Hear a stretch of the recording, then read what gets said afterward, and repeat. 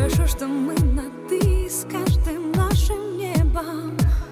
И знаешь, правда ведь, что если очень захотеть, начнут сбываться все мечты твои непременно на твоей персональной, твоей личной высоте.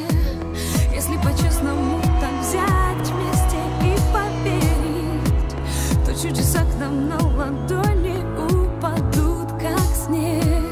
А нужно только подобрать крылья по размеру, и ты уж будь уверен, что летать идет нам всем. И крыльев хватит поровну нам как раз. Огонь наш освещает весь мир, а небо у любого ведь есть из нас, и у любого неба есть мы. Это какая-то непередаваемая гордость и честь. И ты понимаешь, что ты несешь олимпийский огонь, этот момент никогда не повторится больше.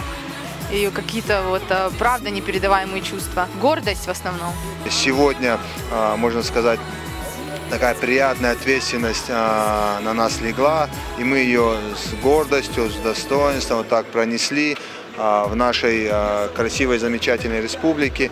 То, что все порадовались, конечно, все жители республики, и было вдвойне приятно нести вот этот олимпийский огонь. Чувствуешь себя частичкой истории этих Олимпийских игр. Этот огонь впервые побывал на Северной Осетии, и мы удостоились такой чести пронести ее на своей родине. Поэтому огромное счастье мы испытываем.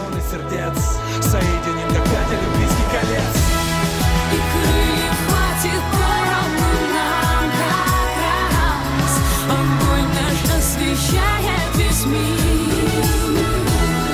а небо у любого ведь есть из нас, и у любого неба есть мы.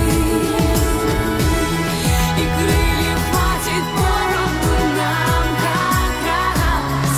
Огонь наш освещает весь мир, а небо у любого ведь есть из нас, и мы желаем успехов сборной России, а наши сердца все вместе говорят: о спорт и мир, пусть так будет.